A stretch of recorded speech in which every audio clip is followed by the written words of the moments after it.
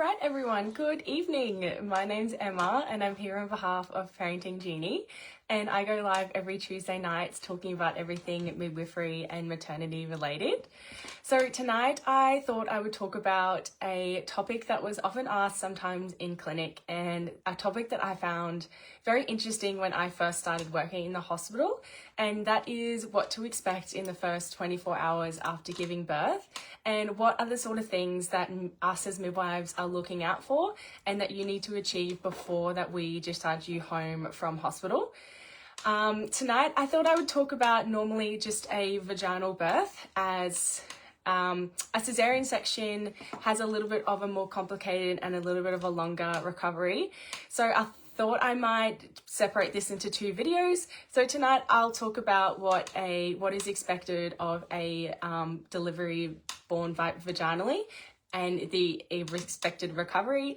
And in the next topic, I can talk about the expected recovery of the cesarean section, as this is obviously a little bit more complicated. So I thought I'd just focus on the normal tonight and then go into a cesarean section later on.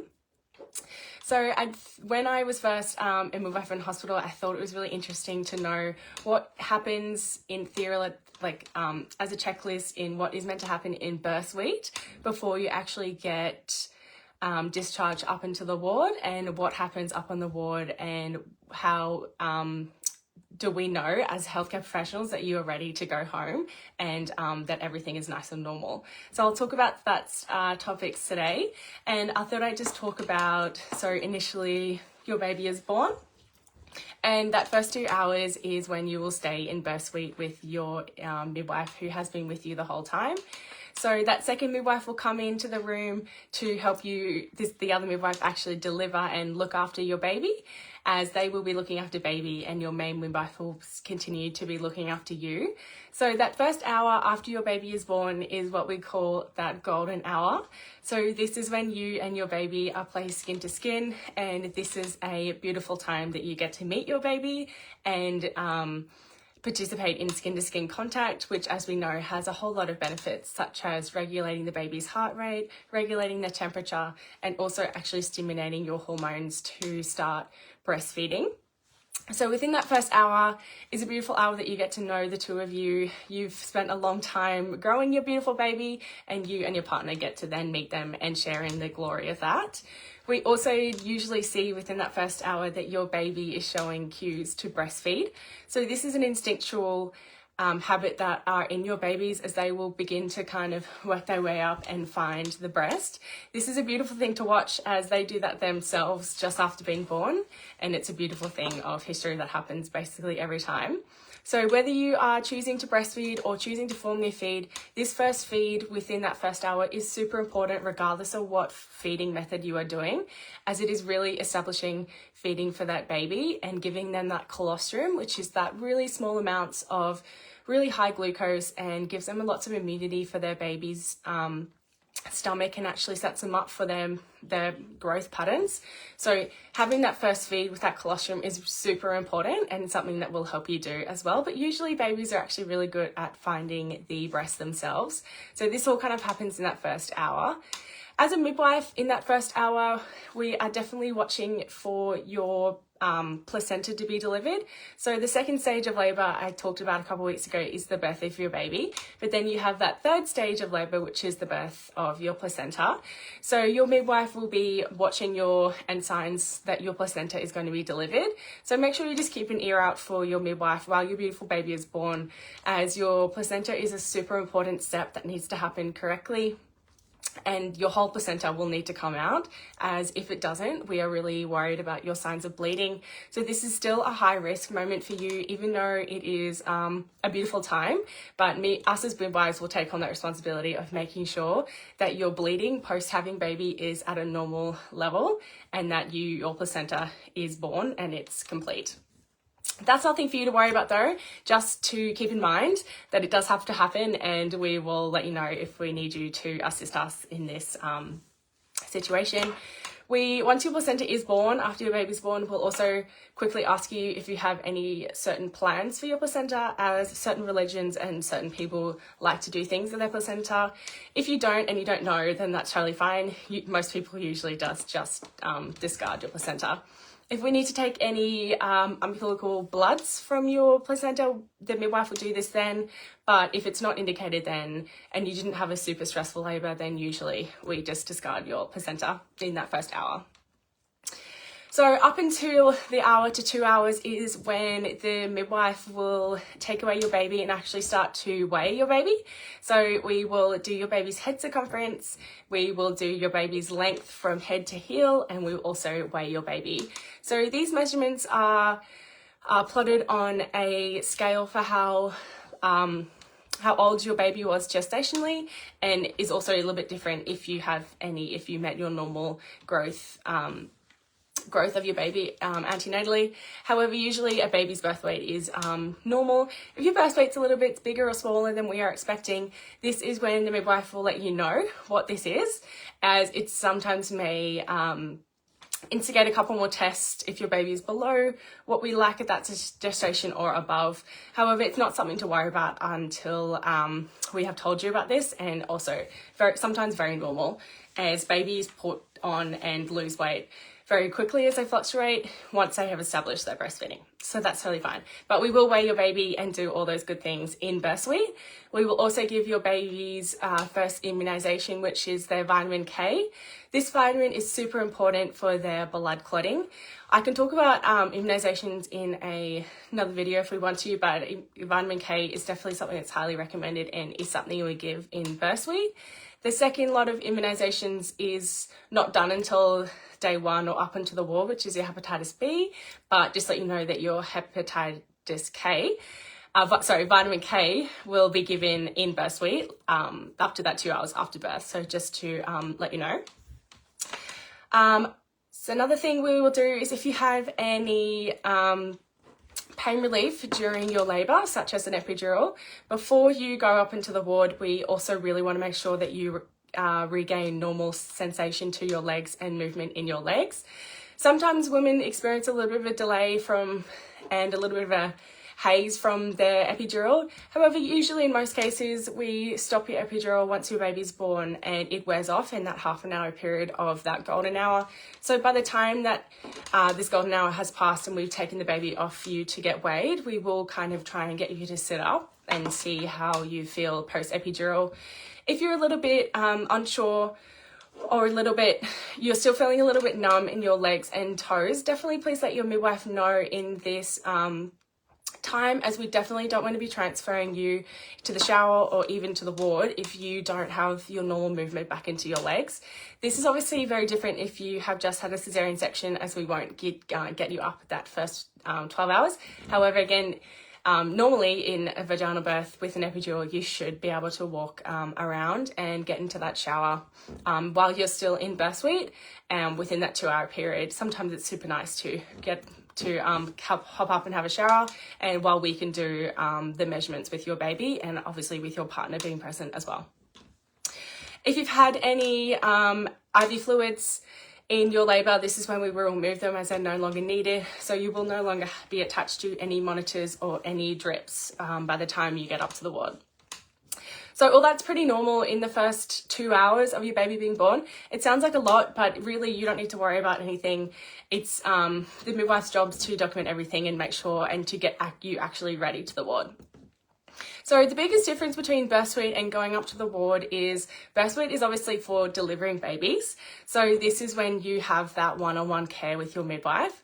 However, when you get up to the ward, this is when you have a different midwife who also is looking after a couple other patients. So this is why we want to make sure that you can independently walk around and cradle your baby, as you will not have that constant supervision. So please, if you're unsure about actually getting up to ward and doing things by yourself, as you're still feeling a little bit groggy or you're still feeling really painful, or if you're feeling lightheaded, please let your midwife while you're in birth suite actually know, and we can work with you in making you feel a little bit better and a little bit more confident before you move up to the ward. So once you move up to the ward, there is, and in that first 24-hour period, there is a couple of things that we want you to establish while you're with us before you go home. One of the most important things is managing your pain. So we are expecting you in that first 24 hours to be a little bit uncomfortable and in a little bit of pain.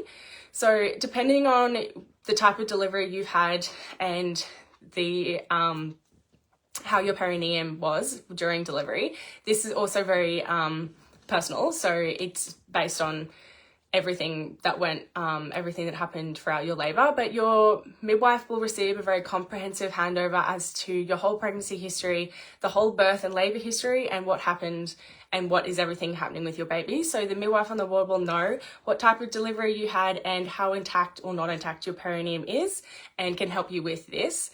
And it's very important because we do expect you to have some swelling and some bruising and definitely some bleeding. So pain-wise, we do a regular Panadol and Nurofen. We also keep your perineum as less swollen as possible with using ice packs. This can sometimes be a really great relief, particularly in those bleeding areas which are really quite sore. But please let the midwife know if you're experiencing an unbearable amount of pain, and we'll make sure that everything is okay and that your pain relief is being managed. Another thing to experience in that 24 hours post-birth is we do expect you to have quite a medium to heavy menstrual-like loss of blood. This is actually normal up until 6 weeks. So some women don't know this, but we are expecting you to have an ongoing light to medium sort of period, like sort of loss for that first 6 weeks. Your uterus is still contracting and has to contract down enough to stop that bleeding, and is a normal part of you getting back to your normal after post-delivery. But in keeping that in mind, you should not be having an instant massive loss, or you should not be having any clots or any sort of hemorrhoids or membranes kind of loss from giving birth. So if you are experiencing any of this and you see this on your pad on the ward, please let the midwife know, as it's something that we need to watch out for and is definitely a sign that maybe your uterus is not contracting as fully as it should be. Another check that we will do with you is to make sure that your fundus, which is the top of your uterus, is firm and central. So what we do here is, if we do this every shift, so we make sure that your fundus, which is now going to be about down here, is firm and central. So if a midwife comes in and feels your belly, we're actually feeling that your uterus is actually hard and is actually contracting, to make sure that you aren't bleeding. As if your uterus is soft or boggy is what we call it, then that means that your uterus has some retained membranes, which puts you at a major risk of having a bleed. So we're really looking at your blood loss in that first 24 hours, and it's something that your midwife will ask you quite a bit about. How's your pain and how is your blood loss? Another thing we work with you in that first 24 hours is your breastfeeding and feeding your baby. So establishing breastfeeding is super important in that first 24 hours. We expect you, and your baby expects you, to be feeding your baby every 2 to 3 to 4 hours. So your baby has a really small stomach as a newborn, so it's not really getting a whole lot when it feeds, but what it is doing is stimulating your nipples and stimulating your prolactin levels to increase, for you to actually to promote and support your breastfeeding journey. So while your baby may not feed for long, it will feed pretty often in that first 24 hours, and we are expecting them to do that, as this is a part of establishing breastfeeding. Even if you're formula feeding, we do still encourage you to continue to breastfeed just in that first 24 hours, as your body is producing really great hormones for your baby's immunity and your baby's stomach, as I said before. And after that 24 hours is usually when we can start to give your baby formula if you would like. It's obviously your choice. However, breastfeeding is such a beautiful way of feeding your baby. And if you're ever worried about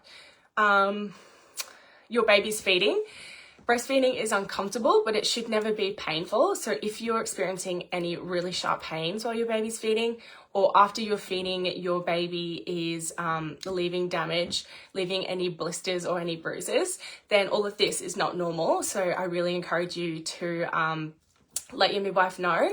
We also are really obviously aware that breastfeeding is not easy and is something that is a major part of our job in that first 24 hours while you're up on the ward and in hospital with us. So we will really try to obviously be there for every feed. But if you're struggling, please let us know, as our wonderful lactating consultants whose whole job is to support you through this breastfeeding journey. So before we get you home, we need to make sure that you can confidently feed your baby, and that if you are formula feeding a baby, that you know exactly how much your baby needs and how to prepare formula. Another thing we need your baby to do is to wee and poo before they go home. So usually they do their first wee a couple times in that first 24-hour period, but something that we are watching for is your baby's first poo, which is called a meconium poo. This poo is quite a big one, and it's quite different from the other newborn poos. It is like thick, like tar kind of consistency. It looks very funny, but we're expecting your baby to open its bowels before you can be able to go home. This is similar with you, so we want you to do a wee and your bowels to open as well, the mum, and make sure that there's no issues here. As if you're experiencing any stinging or anything, this is all related to the perineum, so we just need to make sure that you're comfortable enough to wee and open your bowels at home as well. All your immunisations will be done up on the ward before your baby gets home, and those are the main things that we're watching out for. Another point to talk about here is that we're also expecting you as a first-time mum to feel a little bit overwhelmed in this first 24-hour period. You have some beautiful pregnancy hormones that got you through labour and delivery. However, that first night can sometimes be a little bit daunting as those hormones wear off and the adrenaline starts to kick in. So if you're feeling overwhelmed or anything, please just know that this is normal and you have just done a marathon and done a lot of work. Your baby's finally here, and if you're feeling overwhelmed or disappointed or anything at all, please just know that this is normal in that first 24 hours, and you actually start to feel a little bit more yourself once you're back home and once you are sleeping better. But if it's overwhelming you and it's getting you down, please just let one of the midwives or your healthcare professional know. But being overwhelmed in that first 24-hour period is very common. A lot of people are asking things of you. We're constantly asking how your baby's fed, how your breastfeeding is, how's your bleeding. It's just a lot of constant stimulation. So if you're feeling overwhelmed, that's totally normal, but please just confide in someone that you know, someone close to you, or your midwife, as sometimes you can feel a whole lot better to know that most people in this situation right now are feeling overwhelmed. So yeah, that's mostly the things that we will make sure that happens up on the ward for a normal vaginal birth delivery. That's all I could talk about in a 15-20 minute period. There are other things that we need to make sure you do before you get discharged. However, that's something that you will also experience while you're up on the ward with your midwife, as we have a little bit more time to educate you. Except those are the main ones that we need you to do before you can get discharged. So I thought that was a good topic to talk about tonight. I could talk about a cesarean section pathway with you in another time if that's something you are wanting. Just let me know by simply commenting on this video, and I will do that for you. If you have any other questions or any other comments, or you need any other clarification on anything I mentioned tonight, please just leave a comment below and I can answer these questions in my next video. Again, if there's something particular, a topic you'd like me to discuss, then I will also, of course, do that for you next week as well. So thank you so much for those who tuned in tonight. It was lovely seeing you guys again, and I will see you next week. Thank you so much.